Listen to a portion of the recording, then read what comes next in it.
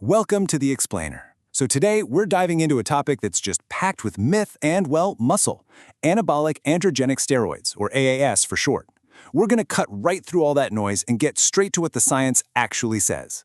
3.3%. So what is that? Well, believe it or not, that's the estimated percentage of people around the globe who will use anabolic steroids at some point in their lives. That's a pretty significant number, and it makes understanding the real biological impact of these substances more important than ever. So here's our game plan. We're going to follow the science, right? We'll trace the whole journey of these drugs through the body, starting with how they even create muscle, then moving to the side effects you can see, the hidden dangers you can't, and finally, the lasting hormonal chaos they can leave behind. All right, first things first, what exactly are we talking about when we say anabolic steroids? Think of testosterone, right? That's the blueprint. It's the hormone our bodies make naturally. But this class of drugs also includes a whole bunch of powerful synthetic versions. And here's the key.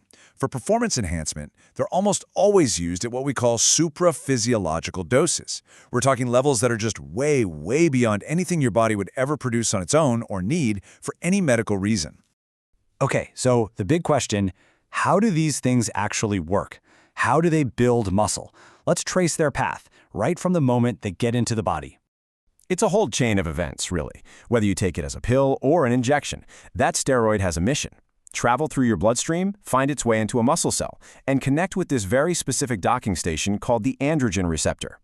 Once it clicks in, this new combo travels to the cell's command center, the nucleus, and basically rewrites the instructions for your DNA, telling it to ramp up the production of muscle protein. Now this is where it gets really interesting, because how you take them changes everything. Orals are chemically altered to give them this kind of protective shield, so they can survive a brutal first trip through the liver. But here's the irony. That very shield is what makes them so toxic to the liver. Injections, on the other hand, get around this by slowly releasing the drug from the muscle, totally bypassing that initial stress on the liver.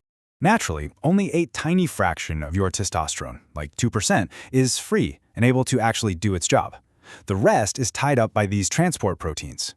But when you just flood your system with these huge supraphysiological doses, those transport proteins get completely overwhelmed. They're saturated, and this causes the percentage of free active hormone to skyrocket, which is why the effects, and you guessed it, these side effects, are so incredibly amplified. So all that extra super active hormone? Yeah, it's not just targeting your biceps. It's sending powerful signals all over your body, and that leads to a whole range of visible and often very unwanted side effects. You'll see some common signs on the outside. Androgens, for instance, they just kick your oil glands into overdrive, which is why you see severe acne. Some steroids can actually convert into estrogen in the body, which can cause gynecomastia in men. And for women, the effects can be really profound, and in some cases, like a deepened voice, they're often permanent. But here's the thing. What you can see on the outside, that's often just the tip of the iceberg. The really serious damage is often happening where you can't see it, silently wreaking havoc on your body's most important systems. Let's talk about blood pressure. And look, I know a 7-point jump in systolic pressure might not sound like a huge deal, but you have to understand, when that increase is persistent, when it's always there, it becomes a massive risk factor for cardiovascular disease. It was enough to push over 40% of users in one big study into the official hypertension category while they were on cycle. The effect on cholesterol is also pretty shocking. While injectables will lower your good HDL cholesterol, oral steroids, whoa, they hit you with a nasty 1-2 punch. They absolutely tank your good HDL and, at the same time, send your bad LDL skyrocketing. This basically creates the perfect storm for plaque to build up in your arteries. So we're not just talking about risk factors anymore. We're talking about actual physical damage. And this quote from the scientific literature, well, it's pretty chilling. It highlights the very real cumulative damage that happens to the heart muscle itself. -11%. That number represents the average drop in what's called the left ventricular ejection fraction, which is basically a fancy term for how much power your heart has in each pump. A weaker heart pump is a serious red flag for impaired cardiac function. And look, the heart isn't the only organ under siege. The body's entire filtering system is put under incredible stress. The liver gets hammered, especially by orals. There are documented links to severe kidney disease, and steroid use can actually thicken your blood by jacking up red blood cell counts, which raises your risk for dangerous clots and even stroke. Okay, so let's say a user decides, that's it, I'm done. What happens next? Well, now the body has to pick up the pieces, and this is where the really long-term consequences start to come into sharp focus. The best way to think about this is like a thermostat in your house, right?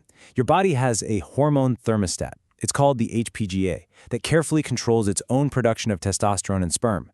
When you flood your system with all these external hormones, the body sees the levels are super high and says, whoa, okay, and it shuts that thermostat completely off. Production grinds to a halt. And here is the absolute key point. When you stop taking the drugs, that thermostat doesn't just flick back on, it's stuck in the off position. This plunges the body into a state of severe hormone deficiency, called hypogonadism, and that is the direct cause of all these issues you see here. And getting that factory back online, man, it is not like flipping a light switch. It's a long, slow process. In fact, if we look at data on how long recovery can take, it's pretty eye-opening.